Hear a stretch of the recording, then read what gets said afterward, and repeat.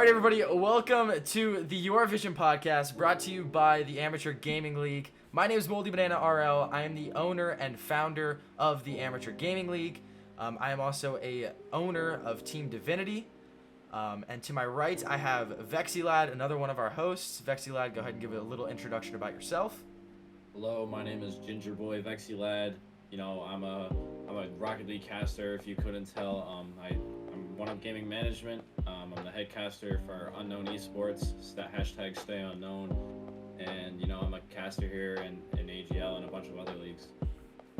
And then to the, obviously below me, I have Meistyr, one of our admins. Meistyr, go ahead and give a little introduction about yourself. Hey guys, I'm one of the owners of Unleashed Esports. Yeah, baby. We're a new organization in the world of Rocket League, but I do have a good amount of competitive,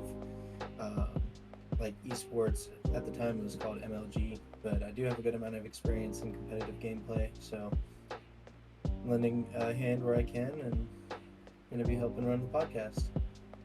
It's a pleasure to have you here, obviously. And speaking of Unleashed, they've been making a huge run in AGL, which is great to see. But obviously, our guest here today, the man, the myth, the legend, another one of our co-founders, or somewhat co-founder of AGL. He came in very, very early on. We got our guest, Papa Outlaw. Go ahead and give a short introduction about yourself. Hey everybody, how's it going? I'm Papa Outlaw, or aka Nj0utlaw. I am an avid caster. I am one of the co-owners of Stryker Esports. I'm a director here in AGL. And you know, I'm here. I'm the Papa. I'm the old man. I'm 32 years old. My beard is older than most people I know. Do be bearded. It do be bearded. Do be bearded. But yeah, I mean, with that being said, Outlaw, you said, you know, I know age is probably a little bit of a harder topic for you, considering you're a little bit. But you know, you've been in esports now for a little while, considering, you know, I've heard of Stryker before I even actually met you. But with that being said, what was the journey like with Stryker? Like, what ultimately brought you to finding Stryker Esports, and what was really your passion for esports going into everything?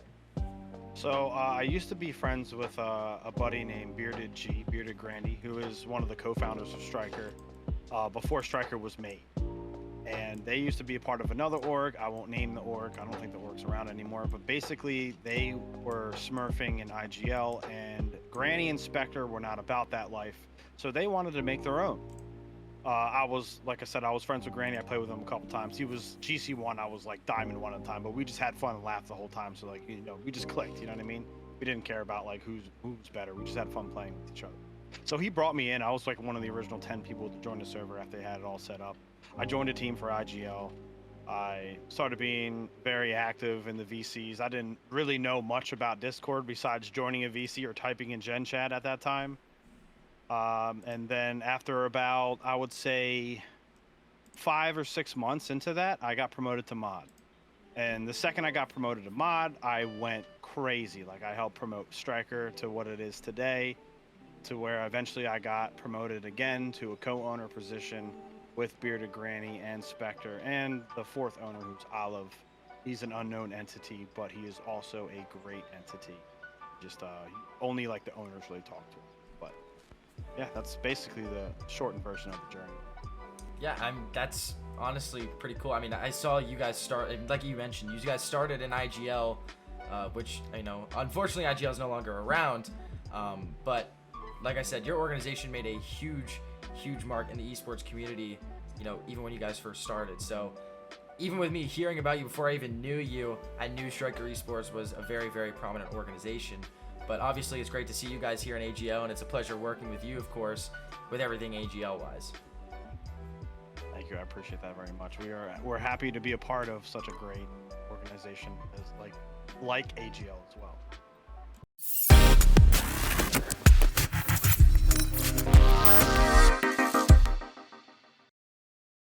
Yeah, so you were talking about how your team kind of started originally in IGL, and I found that kind of cool because when I originally got involved with Unleashed, it was just a couple buddies, and they started in IGL under a different org. I believe it was TSU or TCU, something like that. There was a T in it. I don't think they're around anymore, but it was a good group. Nothing against them.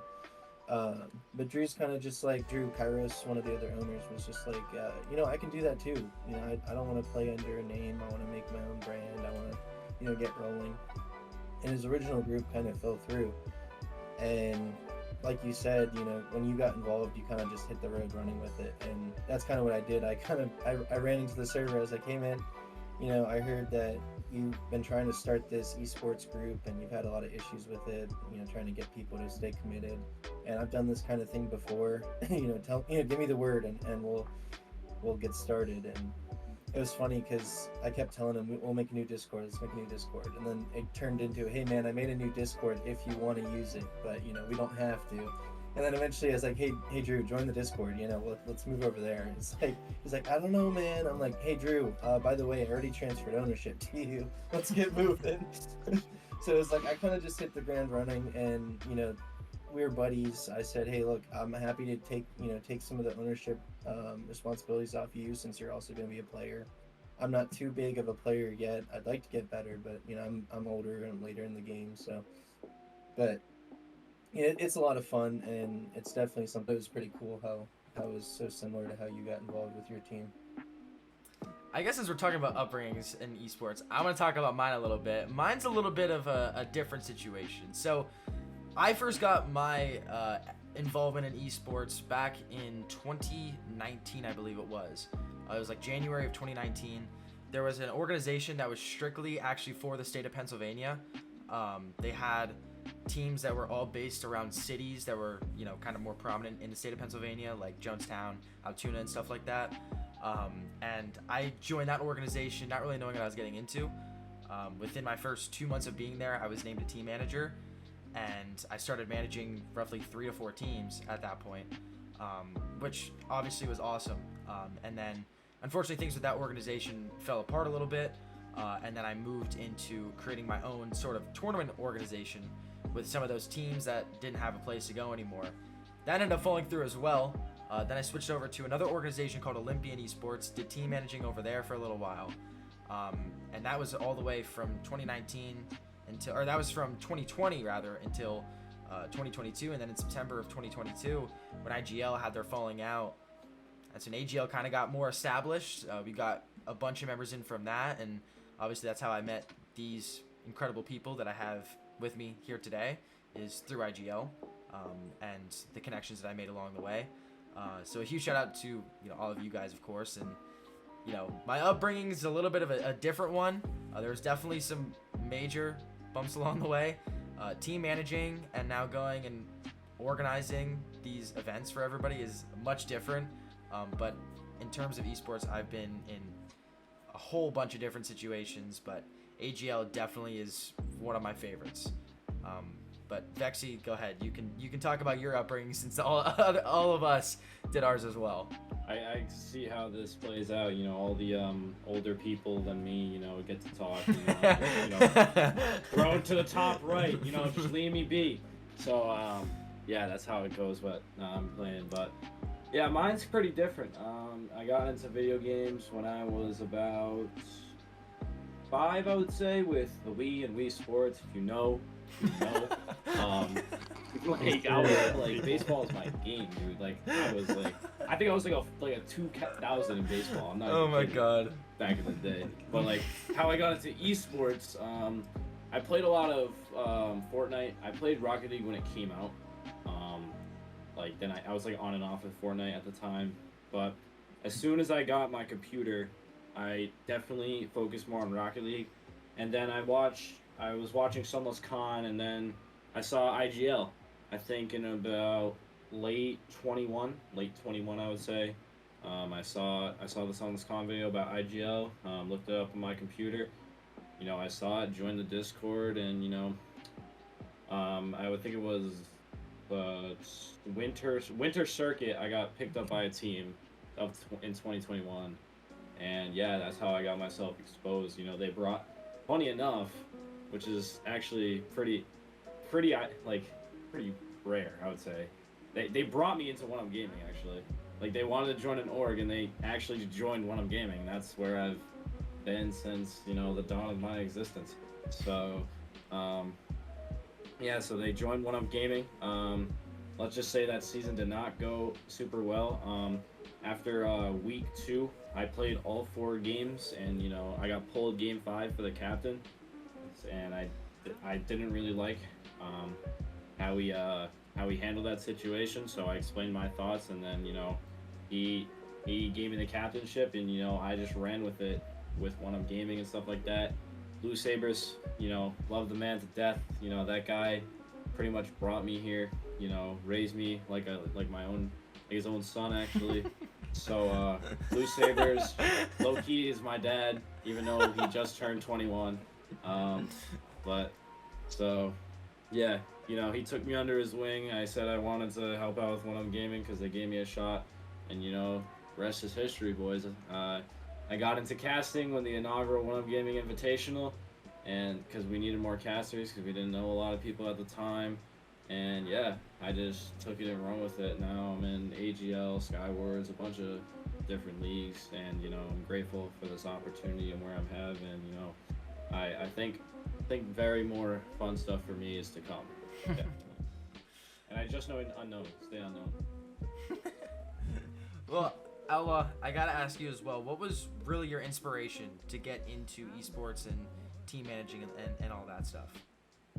So I also started gaming when I was 5 in 1995. Jeez. Back when, you know, Zelda Ocarina of Time it still holds to this day to be one of the greatest games ever made, and I will argue you till I'm out of breath about that. But so I used to compete in MLG for Halo 1 and Halo 2 and Halo 3 back when I was like between like the ages of like 9 and 15. And I was up there. Like I knew big names like Ogre and all them. I used to play against them, play with them, whatever. But you know, back then esports wasn't really esports. You know, like you might win $500 if you won the whole thing, even if you went to a big major city. Yeah. You know, but it was still cool.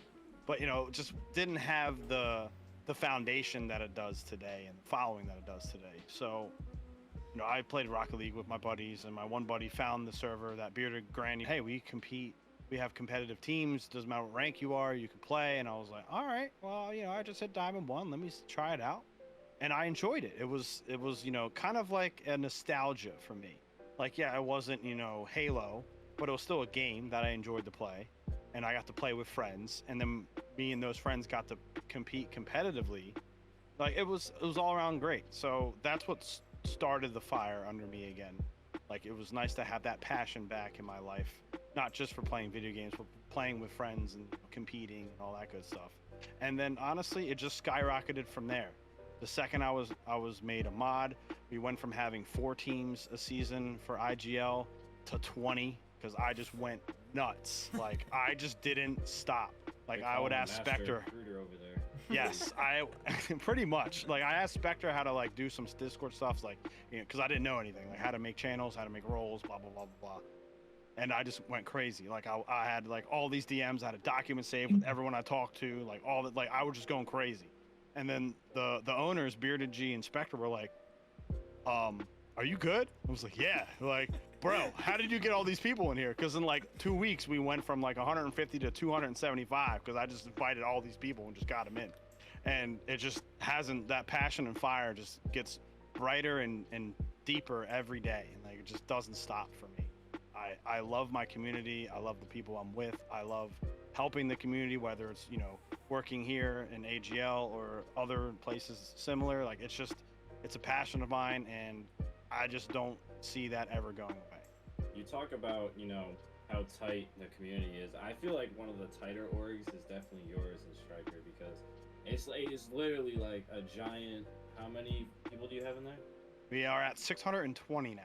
It's a giant 620 member family with you as the big papa, you know, the grandfather that started this whole generation of Rocket League players. If you want to put it that way. But yeah, Stryker is one of the tightest like fan bases. Like, you know, whenever I get a Stryker game, which is very rare because they always hit up Mr. Papa, the grandfather. for their cast. And Mr. Zen now. That was a good pickup. I love that pickup from you guys. Yeah, that was not an easy one. I know Zen's a pretty tough guy to convince, man. But like once you get him, like he's all in. So you know, it was a good pickup from you guys. But you know, when I get Stryker cast, I always see you and then just a dedicated following. I had Bezio in there. I think I had Skeptor in there a couple times. Like I just get them so tight, you know, base that you guys have, and you know that's what every org should aspire to have. Not like numbers, because I can name plenty of orgs that have numbers but are just inactive, right? So I think having just a tight family like you guys have is very imperative.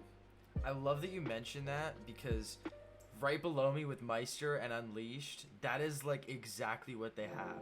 Now, it's not to say like they have like some high 600, 700 member, you know, community, but they have so many people in that server that are constantly active, always talking to each other. And it's not just these two organizations either. We see so many different organizations like ISG, and we have so many other different, like Team Cypher, so many different other organizations in AGL, especially, and other organizations like League Operations, that they have these organizations that have such a close following and a really nice community that honestly I love to be involved in. Like, if you guys know me, I'm in literally any team Discord I can possibly be in. I'm probably in, I know for a fact I'm in all three of yours. Yeah, you're mine. I'm even I've even went and joined in VCs in Unleashed and Stryker, and I've talked with, unfortunately not yours, but I've talked with people in the community, and it's always been such a very amazing experience. And it's not just, like I said, it's not just your two organizations, but it's all of the organizations within AGL. It's truly an incredible community, and that is the biggest thing I love about everything that we do here at AGL is the community, you know, the organizations that are involved, and all the people that of course are involved in it. I definitely think like AGL gives me that sense of what IGL was. Like 30,000 people in that server, like an IGL, that was insane. Was it really 30,000? It was 30. It was up to 30 at one point. I know it was. Wow. Like 30 or like 25. Gosh. It was up there. That's insane. For reference to all you, you know, to put into Sky's scale, that's about, I would say, Oh, a little over 30 strikers. 30 strikers. A little over 30 strikers. No, I'm not saying Outlaw. You know, I'm not disrespecting your org. I just gave you a ton of praise. But, you know, 30 strikers, dude, is pretty 50 pretty actually. Yeah, I was gonna say It's definitely around. It's around 50. It is definitely around 50. But I mean, either way, in perspective wise, that's a ton of people. Hello. Yeah. It is. That's And- that's like NFL. No one like, could compete with them. No one. Like when they were around, it was IGL, and I think BLCS was starting. Skyward was starting as well, and that was about it. No. I don't think Skyward wasn't starting. No, Skyward started like Skyward 2 started. weeks after IGL ended. Oh, really? Skyward made an announcement that they were thinking about doing it, and then once IGL made the announcement they were shutting down, they expedited the process, and they tried to just throw it out there for people to have something. Gotcha. And that's what One Up Gaming did too. Like we kind of just sat down. I know you were in that conversation, Outlaw. We just said, hey, what do we want to do? And we became a tournament organizer for a bit. Unfortunately, you know, Brambo sadly had to step down, which was not a good day, and you know we have to go back to an org. But you know what? We're gonna be here in AGL winning championships. You know, you guys better look out. Like we got two very good squads right now, and then we got a third coming next circuit. It's I can't disclose right now. Can't disclose. But they are, let's just say, they have been in a finals appearance here. They have been in the finals appearance. Hot take. Hot take. They're gonna win it this year and then join us, make the greatest roster transition of all time. Let's just say that, boys. But yeah. Anyways, circle back 30,000. That's like NFL level following. Like that's in an amateur setting. Yeah. Like it. Like. I mean, I think the biggest thing to piggyback off of that, and I kind of like that Outlaw talked a little bit of like the evolution of esports. Yeah. How like back when Halo was first kind of like the major esports type. I mean, it wasn't even necessarily esports at that point. Just a game with tournaments and competition and whatnot. And you know, to see something like IGL really spark and work, you know, before then there weren't really many amateur leagues, and that's why AGL got such a large following. And you know, it was amazing to see how much they grew, and you know, they were around for a pretty long time, but still 30,000 people is very difficult to gather, and It's Yeah. crazy number. it really is. And you know, at this point now, when we start to continue to see the evolution, especially on the NA side, with everything between leagues, tournaments, and all that, there's so many different organizations that are coming up, and it's truly incredible to see, and how much IGL and other organizations have done for not just, you know, Rocket League, but esports as a whole. Yeah, it's cool to see because it's almost like I swear, Papa, did you ever like invent the time machine and change your name away from Luke? Because your entire story is pretty much how I got into esports, like word for word. Like I started in COD, in MLG. You know, I would be considered like a bubble player today. Like I played Censor a couple times. you know, in Son, small is that tournaments. you? Like it's like we're the same person. Yeah, it was Long lost son. COD and CS:GO and MLG, and that's how I really got into this. Why do and they then- kind of look similar? We do. I know. That's what I'm You saying. just gotta get the beard, like the longer beard, and then you got it, Meistyr. Like, I'm telling you. Like, But you yeah, got, no, you got it's- the full impersonation. It's crazy, like you were saying, Moldy. Though it's crazy, like IGL, and I think a lot of it has to do with like technology just growing so much. Because back in the day, like it was LAN, like those were actual LAN. There wasn't Mhm. Wi-Fi. People weren't remoting in. People weren't in Discord calls, and like maybe Skype calls were going around, and like a LAN's tournament, you'd see like 1,000 people in this big warehouse, and that was like a spectacle. And now you have like RLCS Worlds, you know, earlier today, like that stadium was packed, and that's Oh just my- for a finals of a pro game. Broke not- the record for sound, dude. Yeah. That was the craziest fan section I have ever seen, especially Blue Wall and the Hornet's Nest. Yeah. Oh my god, EU like you can't get that in NA. I'm just gonna say and then that. I'm sorry. and then to Thank you. have like amateur leagues getting to that scale, it just gives you a lot of like good feeling because you know that I don't see a reason why we can't get there. If we keep putting in the work that we've been putting in, you know, and keeping straight, the sky's the limit. Like, you know, you just got to work for it. You can't expect it to come to you. And I know none of us do that, but like that's where a lot of times people fall is they kind of just they're like, all right, we're making good progress. Let's chill a little bit. But if we just keep hitting the pavement, keep going, there's no reason why we can't, you know, bring together a nice amateur community that's fair for everybody to play Rocket League in.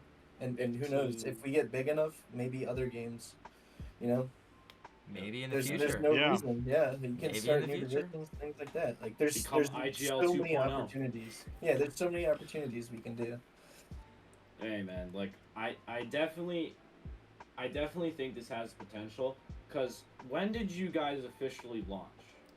We did not start our first circuit until November of 2022. So November 2022, 1,538 people later, we stand here today, August 13th, Less than a year. 2023, 9:28 p.m. EST, 6:28 p.m. Stamp it. 6:28 p.m. EST, with 1,538 people, Less Yeah. than a year. with And EU and NA, and maybe if the scene gets even bigger, OCE, MENA, maybe make we it like do a mini have some SAM RLCS. teams. We have 2 SAM Yeah. teams from We do have 100X some that SAM do teams, participate in AGL. And we also have a few US West players as well. Yeah. Hey man, maybe mini RLCS at this. Actually, one of my players is actually in the MENA region, but he plays on an NA team.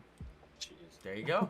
I remember when like just the MENA players when they had no region to compete out of, they played in like EU Yeah, EU. and Yeah. SAM and like whatever region they can get into, and it's just like now they get the recognition they deserve. It's just like so wholesome. But hey Mhm. man, Hey man, new regions maybe to come here in AGL. New regions. You never know. Yeah. If Yeah, the you demand never is know. there and we have enough people, like, why would we say no to it? Yeah, Exactly. it would be We're really always cool. welcoming more people in, more teams, more organizations, more franchises, more competitiveness. We love all of that. We're here for everyone. We just want y'all to have fun, kick some butt, and if you get some bragging rights along the way, you know, pat yourself on the back and keep going, you know? I mean, it's mostly up to this guy, and then this guy over here. So, Who, us? and a little bit of. Oh, wait, hold on. Oh no. This Other one. way. That guy there, but yay. Hey, you know, anything can happen. You know, I'm just a bystander here. I'm just a podcast with guys like big. I don't know anything what these going on in these guys' minds. You know, Well, I can just see. You know what Outlaw's mind is. You know, you just see like a big Stryker logo right in the middle, like frontal lobe area, and that's, you know, in the front. Then it goes like AGL in the back, and then whatever other stuff he's a part of in the in the way Outlaw's back. Outlaw's mind is definitely like a sawmill or something to do with like heavy lumber and big machinery. he is always going. He is always going. That's one thing I will say. He is always going. The man has no off. Never. He has no off switch. Never. My off button is when I'm sleeping. Exactly. That's the only time it's Exactly. off. Once he wakes up, look out. It's like he's coming like a Mack truck. I will say though, the one thing I am curious about. So, you know, when you talked about Stryker Outlaw, a lot of it had to do with, you know, IGL. You know, IGL was the base for why Stryker really was founded. It was, you know, the organization that participated in IGL. When IGL fell apart, what were some of the issues and other things that you encountered along the way through, you know, IGL shutting down? Oh gosh, put me back to that Thursday. I woke up at like 2:30 God. p.m. They made the Black announcement, I Thursday. think around 1. I just remember the day like it was yesterday. Because I remember sign-up registration was closing that Saturday. Yep. And I had 7 more teams to register that I was waiting for answers that we were going to get. I was thinking I would wake up to, or, you know, roughly whatever. And I see the news. I see the post. My heart post. instantly drops of like, I was just sad, upset, emotions were all over the place, and I was distraught, really. Because, you know, I did all this work, because at the end of the day, like, I didn't care if I couldn't play in it, but I cared if all of my guys could play in it. All of the people in Stryker could participate, have something to look forward to. Yeah. And then it was a scramble. So then I'm just like viciously looking for whatever I could find, like that's open, that any leagues that are there. And I happened to find a couple leagues, but they were all draft, especially for EU. The only EU ones I could find, there was ECS when that was still around, but that was only like GC3 and up. So if you weren't GC3 and up, you were out. You wouldn't have anything. And everything else was draft leagues. So the EU side of our server definitely quieted down for months until a couple, you know, new leagues sprouted up. And then I'm like, hey guys, you know, we have some NA leagues coming up. We try to do some events in between, did some tournaments to try to keep people active. The regulars were still regulars, but you could see that some of the people that were only active because of the league play definitely kind of went more dormant, and it was hurtful. And it wasn't against them, you know, it was just hurtful to me because knowing all the impact of IGL shutting down, what it did to them, and maybe even their drive to game or to like hang out, it was just destroyed, you know. So it was hard to rebuild that back up, but luckily we had leagues like AGL that sprung up, and even to the point where they expanded to EU to allow, you know, both regions to participate in the Rocket League scene again. Because we were even considering, if like nothing else sprung up, like, are we just going to make this a community and like not even focus on esports anymore? Because we were worried about just the server as a whole as well. Like, okay, what are we going to do now? Like we can only host, you know, so many tournaments. We can only put out of pocket so many prize pools. You know, like this isn't going to get us sponsorships or anything like that, because, you know, we're just doing it in-house and we're not, you know, expanding to anything else that we can watch on Twitch or what have you. But, you know, like I said, luckily AGL was one of the places that was a home, and I heard about very early on, and I met with you, Moldy, and it just seemed like a great fit. So, and I told you this, but I'll just say it here. Like the first circuit, I wasn't hesitant to put my teams in as far as like I didn't trust you. I just wanted to see how it would run, because I'm very protective of my family. Every single person in that Stryker server is my family, so I just wanted to make sure that it was the right fit for them, and they could have another IGL to look forward to, basically. And it turned out it was exactly what I was hoping for. And so the next circuit, I pushed in like 12 teams. Like, here you go. Here's some of them. Here's half. Yeah, here's half. Here's a dozen. And it was great. I mean, some of them, still, learning the League OS system is a process. And luckily, I was asked the whole, it's a website. Then it's fine. You just have to click a couple buttons here and there, just make sure that you're active in the threads, and that's it. And it's in my opinion, it's just growing to get better and better. It's not getting worse and worse. LOS has come out with some amazing updates to make it easier, not just for the players, but for us as admins as well. And like I have no complaints. No complaints. Yeah, AGL was a big part of Unleashed upbringing as well. Like it just instantly became that home, because I was mentioning back before in IGL when Unleashed really kind of got that first start, IGL started shutting down, and they wanted to move on with their own team, out away from the TCU or TSU team, and they started Unleashed, but then it kind of fell through, and a lot of that was because of IGL going down. And we found AGL. We had one team going, our main roster, Warfare. I remember that roster. I remember that roster so well, because I remember they made a huge run, and I was like, who is this organization? And then and that was our only team. Yeah. I was the manager. We didn't really have an owner situation. It was manager, Kairos was the captain, and then we had two other rostered players, and we kind of just ran from it from there. And I was like, this is a great community. I want to build something big within this community. And that was before I got involved, on the staff team and things like that. But I just wanted to build an org, and AGL was that foundation, which I feel like is great for the league. But I've seen other organizations sprout up too, and it's just great to see that that we're helping to contribute to that growth, and hopefully we'll see more of that.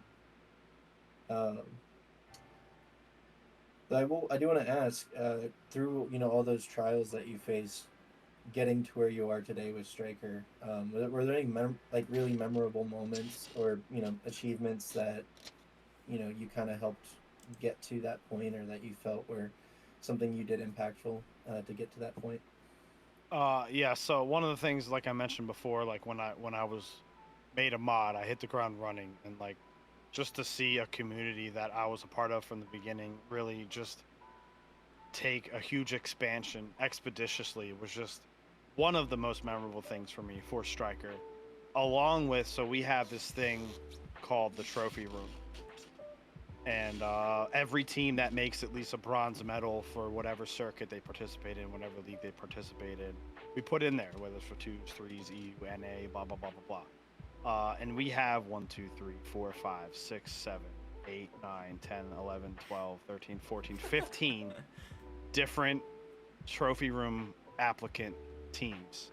With Accelerate, they got the second place last circuit. Yeah. And they were a team that everyone was sleeping on until it was playoffs, and they were they were the 16th going seed. Nuts. They were the they were going It was either the nuts. 16th or 15th seed. They were the bottom of the barrel. I was and like, they just went nuts. I remember that. So well. And that's just how they are. Like so a good thing that we have in a community too is we offer coaching to all of our players. That's another good achievement. And we don't charge them for it. We have, so all the team chats, besides staff that can see them, we also allow the coaching team to see them, right? So let's say that they already went through the coaching process with someone before, and then that coach is like kind of considered their team coach now, then they can just personally communicate with them in the team channel to make it less abrasive, right? To more personal. And it seemed to work out a lot, because in case you're doing replay reviews or mechanical progression, whatever the case may be. It helps a lot. And then I know for certain, them knowing that, you know, I'll probably be in that stream cheering for them, if not a lot of other of our Stryker people in there. If that's not, you know, a warm fuzzy feeling for you, you know, that's like when I was playing MLG. My mom was the one who took me there. I couldn't drive at 13. I know she was cheering me on, no matter if she didn't like video games or not. She's cheering on for her son. You know, it's the same concept here for Stryker. I'm cheering on all my kids. You know, like they're all my kids. Like go Stryker, go team. The Like, grandfather effect. yeah, exactly. As one of the other older people here, I will say, not quite as old as you. I mean, you know. Yeah.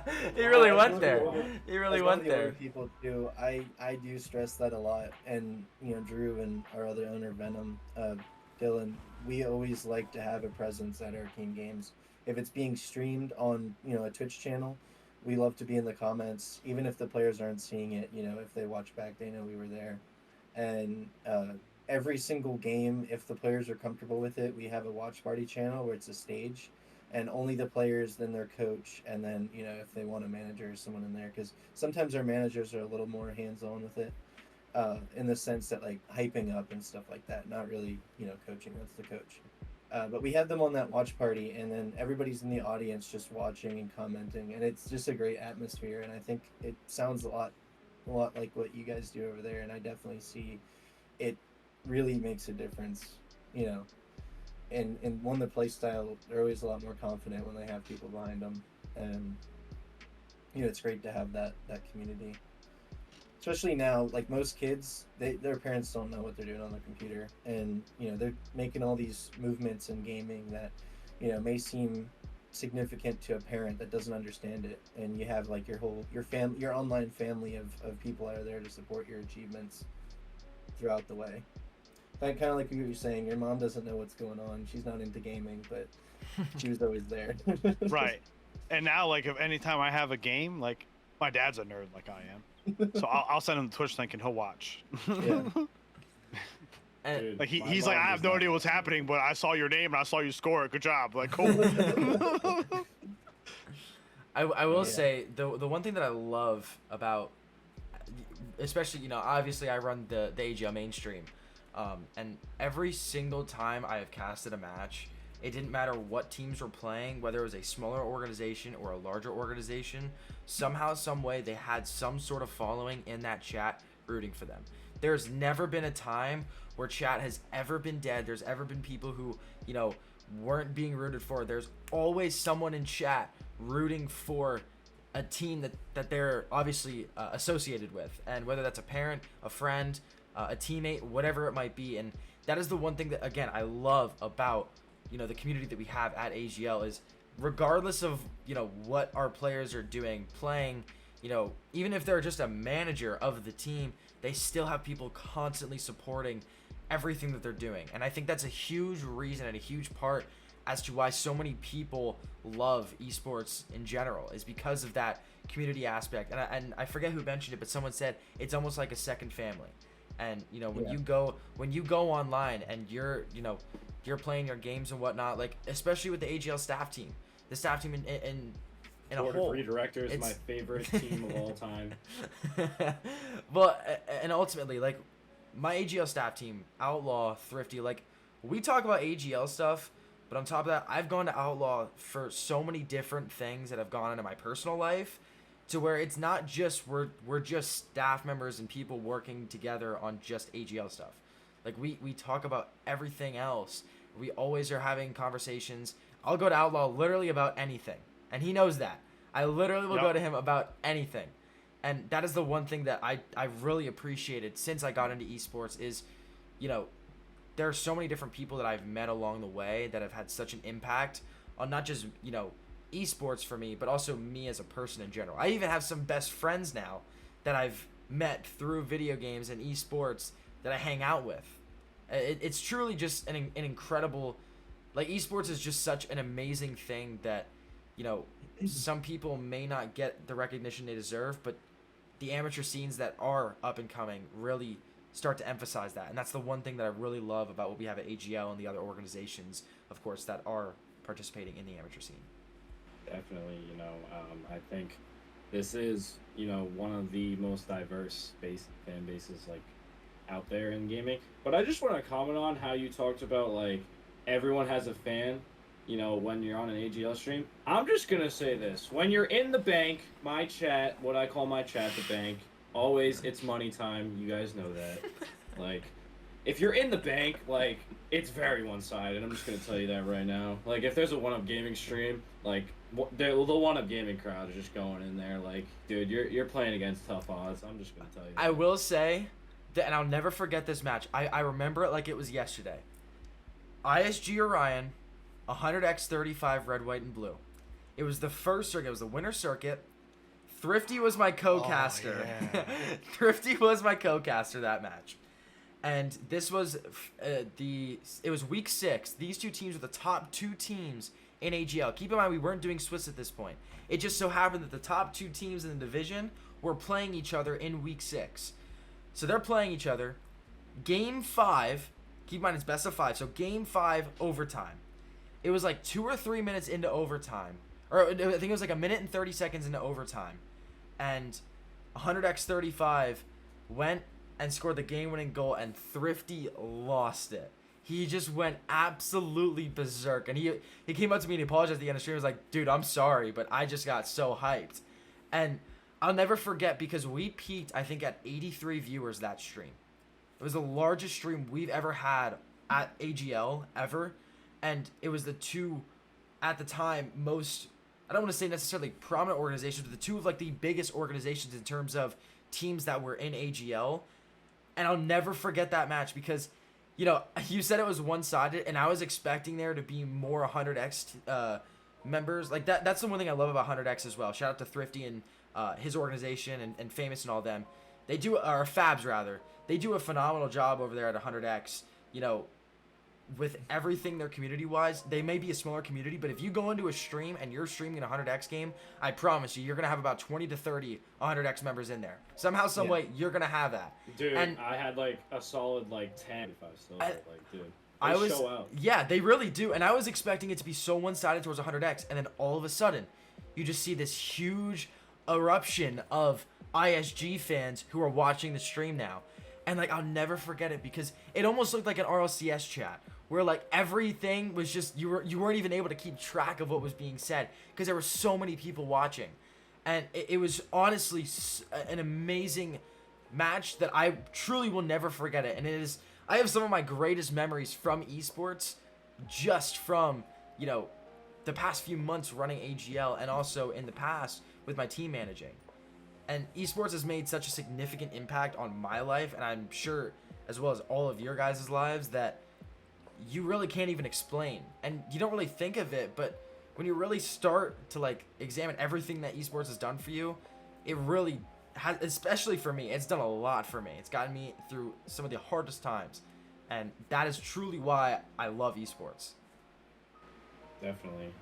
I can agree. You know, as you guys know, I took my break. Like, I think now it was 6 weeks. Something like Does that sound right? I don't know about 6 weeks. Well, because it's 2 weeks in August, and then all of July off. So that's right. Yeah. Fair enough. Yeah. So if you didn't know, I took a break this past month, but you should, because you should be following me on Twitter. You know, the gift. You know, I gotta plug myself there, man. Like, come on now. Like, the Twitter's only got 60, and then the bank is filled with. It's called X now. It is called X now, actually. So. X. All right. Well, follow my X.com account at VexyLad. I didn't almost spit out my drink. Someone else. Oh God. Oh jeez. I got the hump. It's That's such a pretty bad good. name. It really is. Oh God. Unshout out to the people yeah, who follow I that gotta name. say, like Elon, like I don't know what he did with Twitter, but he just needs to bring it back. Just bring back Twitter. Let it be what it was before. Just like, Dude, just I bring... miss the bird. I know, that's the the thing. bird. I miss the bird. The bird was cool. Singing "I'm the biggest bird" all the time. Like when the bird was out. Like, come on. Like, I need the bird back. But anyways, if you haven't followed my Twitter, go follow it. I made a statement that I was taking a mental health break. You know, things were going my way. You know, I obviously Moldy knew about it. You know, we had let's just say a fairly long conversation. Like, I think it was about 2.5 hours. I don't know, maybe. Who knows? It was long. Distant memory. You know, I remember Outlaw reaching out and a bunch of other people, man. Like, I think, like, I needed some time to myself, for sure. So I had to take some time off, but as Moldy knows, as Outlaw knows, and even Meistyr knows too, I was still active in Discord. Like, you guys could reach me whatever you guys want. I just wasn't casting or like I was still managing, doing all that stuff, but I just wasn't casting or anything like that because it just took a lot of my time. You know, because I'm just a popular guy, guys. Like, I'm just a fun guy. You know, I'm like they call me Kawhi Leonard out here because I'm a fun guy. So, yeah, but you know, this place, like this whole community of just the minor Rocket League scene. I've said this everywhere. I've said this to everybody that I know. The minor Rocket League scene, it does not compare to minor Valorant, minor whatever esport you think of. I don't care. I do not give two dangs. Like, this is the greatest minor scene in all of esports, and no one can change my mind about that. It has so many great people, so many leagues that you can participate in with a lot of different rules that make it, you know, unique to their own selves, a lot of different formats, like stuff like that. Like, you can pretty much do whatever you want in Rocket League as far as like creating leagues and stuff like that and picking your own adventure as far as like your league. Like, you can do whatever you want, and I feel like Valorant and some other esports like League of Legends and Fortnite, if you want to go there, have a good as minor scene as Rocket League. And I will say, I think a big part of that is the creativity you can have with it. Between different game modes, different tournament ideas and stuff like that. I feel like it doesn't, like other esports scenes like Call of Duty and Apex Legends and Fortnite, they don't necessarily have as much room for creativity. And that is why Rocket League, like you can do a Rumble tournament if you wanted to. You could do a basketball tournament if you wanted to. There's so many different things that you can go off of in the Rocket League scene that it just makes it so much different compared to like COD or Apex or League of Legends, because with those types of games it's kind of the same thing over and over again, and I think that's why the Rocket League scene is different. Rocket League is very, it's very dynamic. The whole, like the game as a whole, like COD, Fortnite. I mean, Fortnite's a smaller scene just because the fan base of that's younger, and you know sponsors just don't get as involved. Off by far. But yeah, like Rocket League, you have like today, we watched today like RLCS. There was moves in there that just aren't even named. Like the mechanics you can do in the game, there's no end and no reason you can't just create one yourself. And no other game has that. COD, it's like search and destroy. You know, it's like very linear. You know, Rocket League, it's literally a 3-dimensional game. I mean, you're on the ground, you're in the air, you're on the walls, you're on the ceiling, you know, and that I think a lot of times like fascinates people. Like sometimes my girlfriend will even watch the Unleashed matches with me because it's just a game that you can watch and enjoy. You don't have to know anything about it. You see a car flying through the air and pinpointing a ball into a goal. No, but like just the precision in some of those shots, you don't have to know anything that's going on. You're like, holy cow, that ball was here. This player was here. How did it get over there? Exactly. Justin! This is Rocket League. No. Season 8. Justin! LRG! But yeah, so I guess kind of, you know, we've talked about your experiences with, you know, getting involved in esports, you know, even from a young age to where you are now, focusing on Rocket League and now kind of sliding into the management. Less like you still play, but you're more focused on managing what you've built. What do you have any advice or you know, tips that you would give to aspiring esports managers and people that want to, you know, maybe create their own organization or their own team and start there? Yeah, so I have a few points for that. The first and foremost, over everything else, you have to make sure that you have a staff team that you trust, that you know is always there for you, are also great members of the community and family. That's a shout out to all of my staff members at Stryker. I love each and every one of them to death. Because like if they're not like me, right, in the sense of, you know, the people in the community can go to them with questions, then, you know, they're not really staff, in my opinion. They shouldn't be there. Exactly. Like they are members of that community. They're people to look up to. They're role models, right? Like that's the first and foremost that you should have. Make sure whoever you put in that position isn't just some person who just joined the server yesterday and it's like, I have all this experience. Well, I don't know who you are. That's my biggest thing. Because in Stryker, we don't have staff applications. We come to you if we think we want you on the staff team. From just seeing, you know, your activity, how you coexist with everyone, all that kind of stuff. Like that to us is more important than what you've done yesterday. Because we can help teach you Discord stuff. Like, look at me. Like I didn't know squat about Discord. They didn't make me a mod because I knew everything in Discord. They made me a mod because I was in a VC every day. I was nice to everyone, no matter what rank. Like, you know, like it's stuff like that that's the most important. Secondly, you have to have a drive in you. Like you gotta have that fire. It's gotta be hotter than liquid magma. You, like Meistyr said earlier, when you hit that pavement, you running so fast, a road runner can't even catch you. You know what I'm saying?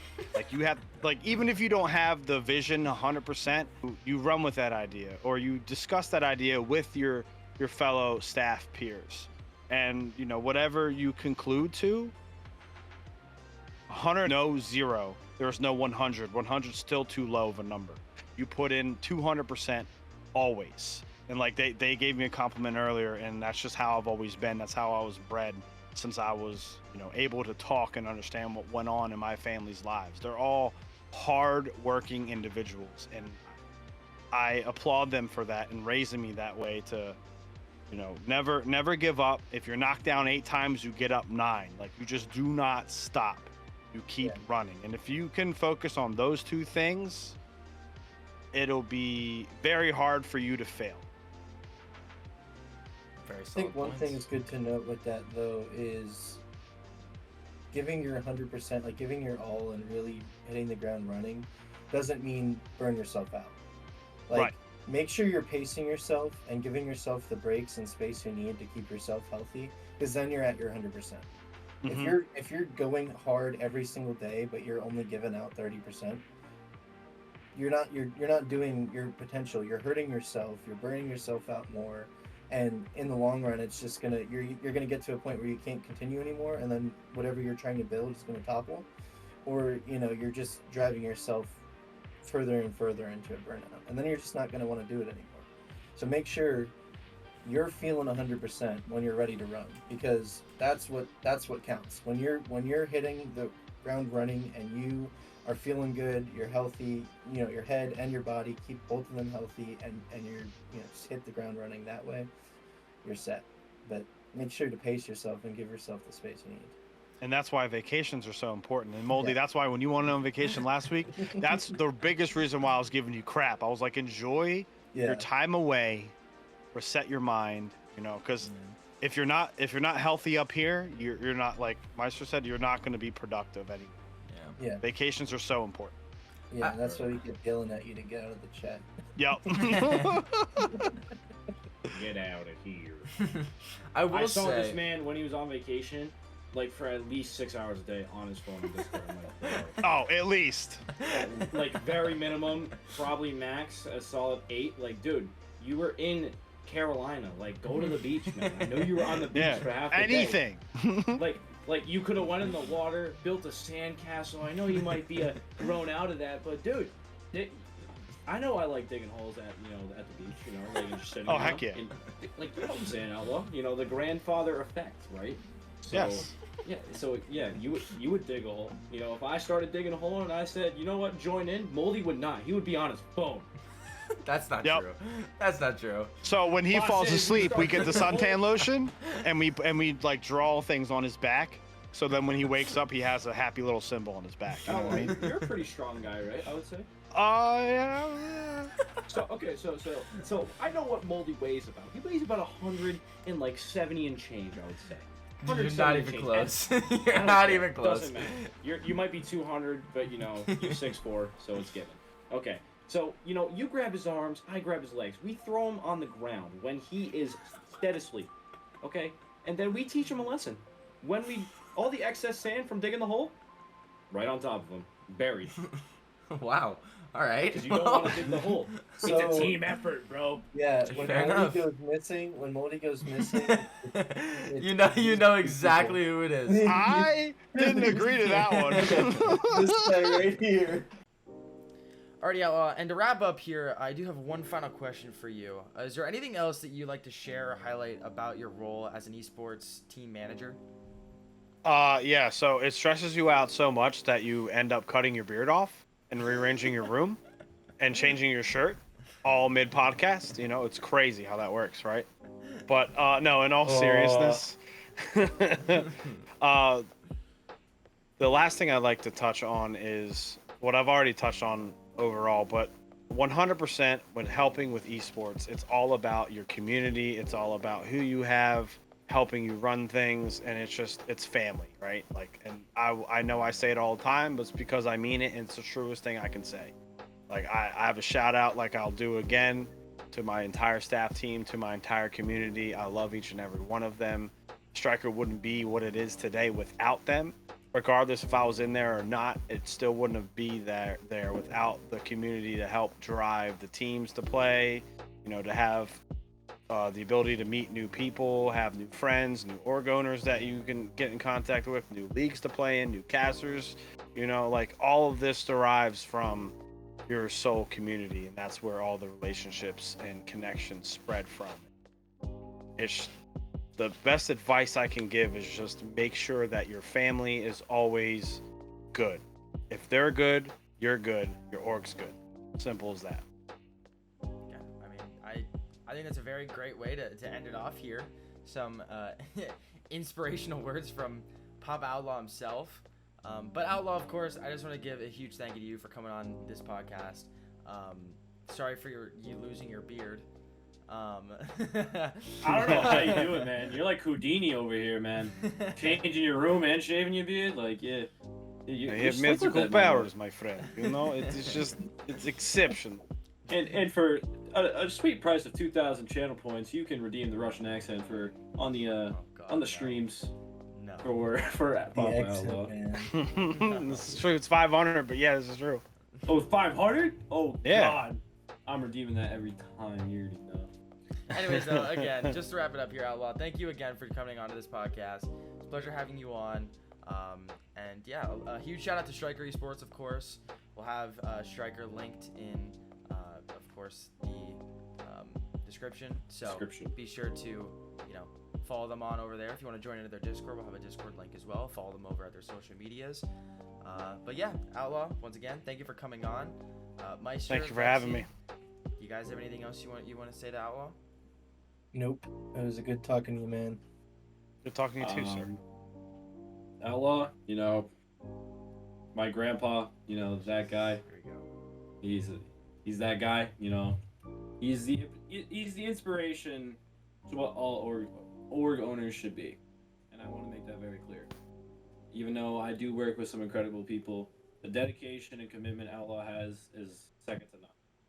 So we appreciate all you do for AGL, for the community, for whatever endeavors you take part in, because you give 155% every single time you step into something, and it's very appreciated to everybody. So we'd like to thank you for that, and thank you for speaking your wise words while also losing your beard on the podcast.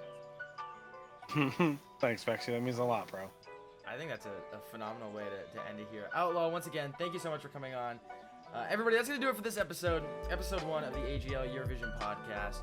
With that being said, everybody, as always, stay safe, stay healthy, stay positive. We'll see you all later.